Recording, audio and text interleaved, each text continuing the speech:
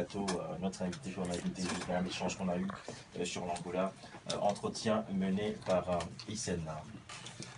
Bonsoir chers auditeurs, me voilà donc de retour dans la rubrique donc invité politique. Aujourd'hui nous recevons Yamofuka Kalva, enfin Khaledi Yamofuka Kalva de l'IPDC de Strasbourg. Avec lui nous allons revenir de façon très approfondie sur la situation politique, économique et sociale de la RDC en première partie, et puis après on parlera de ses activités, de l'activité de son organisation et des organisations sœurs congolaises qui se battent sur la problématique de l'alternance politique dans ces pays-là. Kalva, bonsoir. Excusez, bonsoir. Et merci d'avoir répondu à notre invitation. Là, il y a Chantal qui lui fait un bisou avant de partir. A plus. Ouais, donc en fait, comme je disais tout à l'heure, tu es un combattant, tu les revendiques, tu les dis haut et fort.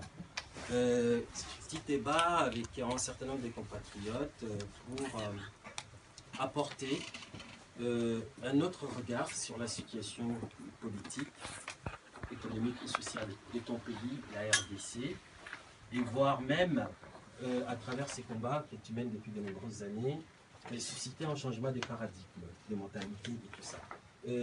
Qu'est-ce que tu peux nous en dire avant de revenir sur la situation économique, politique et sociale?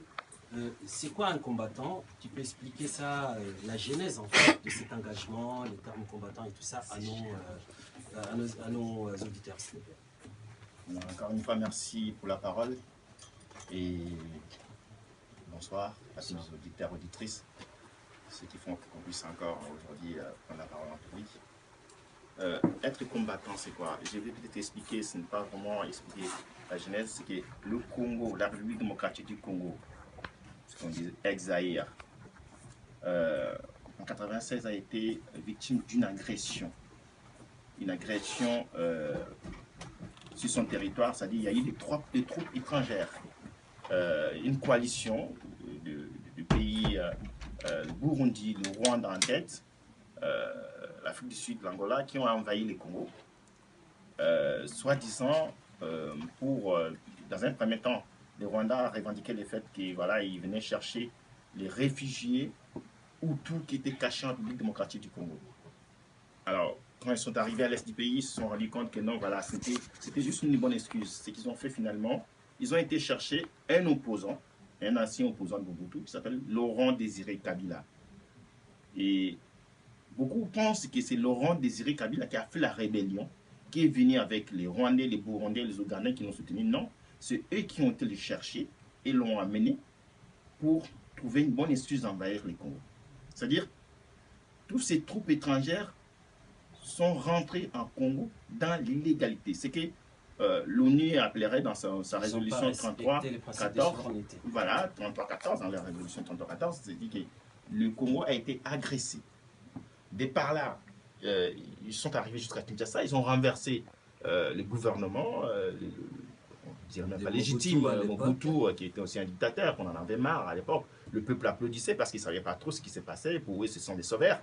Mais en fait non, nous avons été envahis et depuis lors, tous ces troupes n'ont jamais officiellement été l'objet par exemple des sorties du pays. C'est-à-dire aujourd'hui, le Congo, on peut parler que le Congo, la République démocratique du Congo est occupée. Ce qui va se passer, c'est en 2001, il y a eu l'assassinat de Laurent Désiré Kabila, l'air président des Pakouti qu'ils avaient mis en avant pour justifier un peu leur agression, soi-disant qu'il voilà, y a eu une libération. Ils ont mis à la place ce qu'ils appellent leur fils, même la constitution congolaise ne peut pas le permettre, parce que le papa est mort, soi-disant. Et qu'est-ce qui a justifié l'entrée en scène ou en selle de combattants? Comment est-ce que ce truc-là est né et comment est-ce que des jeunes, au demeurant des pères de famille, des travailleurs et tout ça, se sont emparés de cette question-là? Ils ne sont pas des politiciens professionnels, voilà. Nous nous sommes juste servis des exemples des anciens.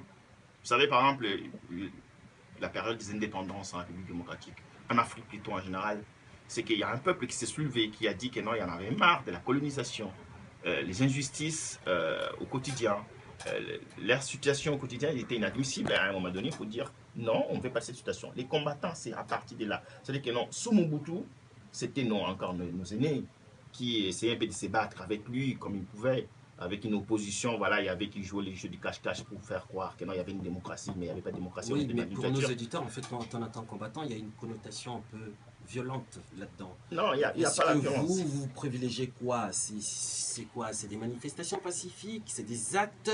Qu'est-ce que vous faites de façon concrète à travers vos différentes manifestations? Ok. C'est vrai que la suite de l'histoire, c'est que quand ils ont envahi le Congo, et il y a eu tout ce qui se passe aujourd'hui en République démocratique du Congo, c'est-à-dire des viols au quotidien comme armes de guerre, les tueries, il y a des fausses communes, le peuple congolais a été chosifié. C'est-à-dire qu'on vient même les enfants de 6 mois. Le peuple congolais vit dans la misère et pourtant c'est un pays qui est potentiellement riche. C'est-à-dire que non, face à cette situation, ben, on se soulève, on dit non, mais moi je suis un humain. Je dois me rebeller, je dois révolter, je dois montrer mon indignation face à cette situation. Donc c'est une indignation générale. Nous sommes des indignés en fait. Face à les injustices, à la situation qu'on nous impose par la force, pour ne pas juste dire par un gouvernement d'occupation, mais par juste ceux qui sont censés nous protéger, nous donner une vie décente, ben non, nous vivons dans la misère la plus totale. Il n'y a pas d'hôpitaux, il n'y a pas d'école, l'éducation, ils ont tout détruit. Donc voilà, il faut se révéler. La quasi-totalité en fait de